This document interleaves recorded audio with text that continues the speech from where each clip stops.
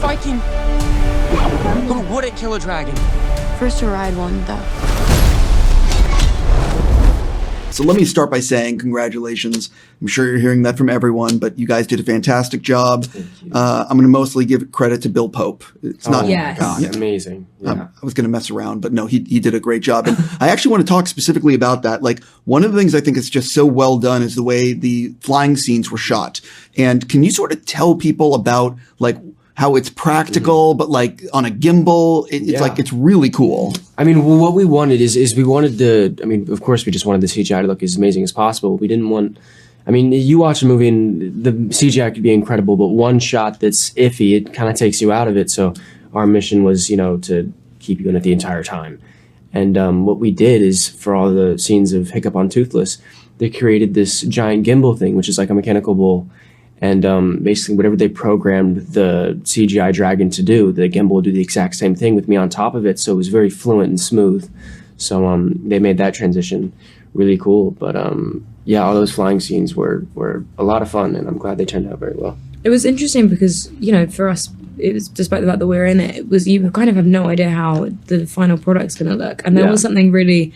you have to put a lot of trust into Bill and Frameworks and Dean and everyone, because you just have because it is actually, if you watch the scenes with no CGI, no anything, we look really silly, because it's like it's very fake silly. Wind, we're like yelling for our lives. She's like reaching up at the clouds. It's just nothing. I've never got made fun of more in my life than when I did that. Sorry. And then what happened when we watched it in Brazil? People clapped. Hey, I clapped. I started doing it in the theater. I felt those clouds. But it can look a bit silly, and so I think there is you really do need to have trust and faith in the people that you're working with. But thankfully, I think it turned out pretty nice. Yeah, I was going to actually ask you, what is it like seeing the finished version of this? Because while the sets are practical and so much was practical, and I love the way it was shot on location, and it just adds that believability, you really don't know what the F it's going to be until you're in that theater. I just had so much trust in the whole team and everybody behind it, and seeing it done after months of kind of not knowing it. I'm so proud, and they did such an incredible job, and seeing it in the theater, it's incredible. It's really, it was surreal to see it.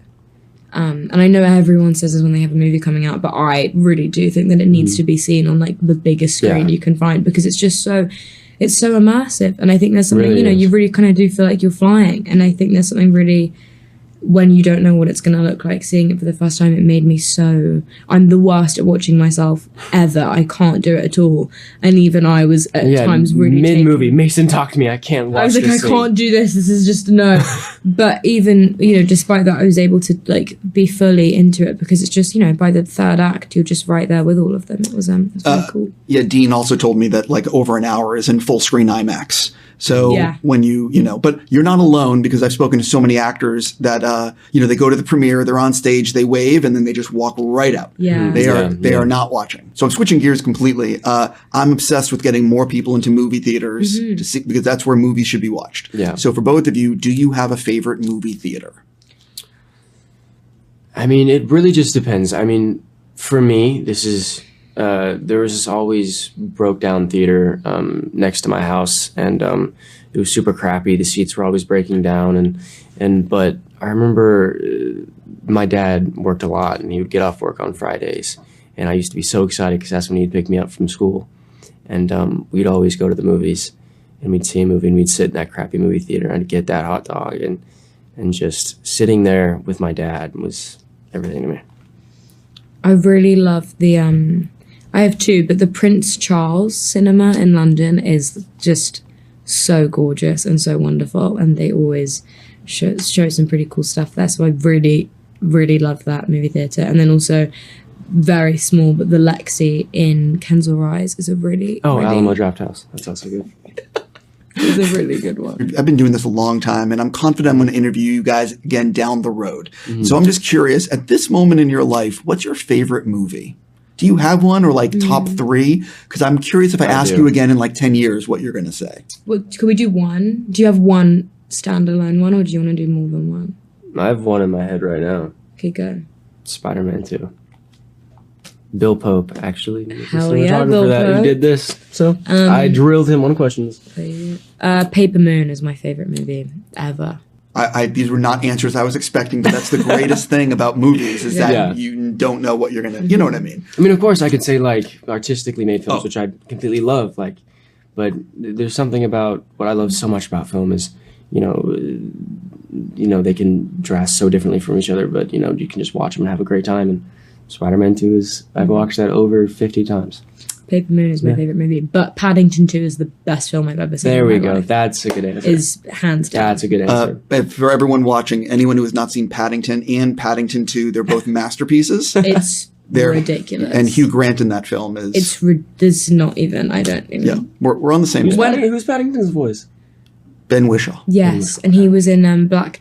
Did you watch the Keira Knightley TV show on Netflix? It was great. Loved it. Yeah, it's a fun one, which they didn't have scripts done when they were doing. Like it's a whole. Ben was telling me all about it. Really? Yeah. You've met him. If I heard his voice, I can't even think about it. I actually can't think about it.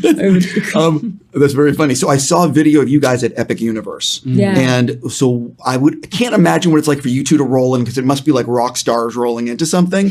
What was it like for the two of you at Epic Universe? What rides did you do? What's the thing that you want to recommend to people?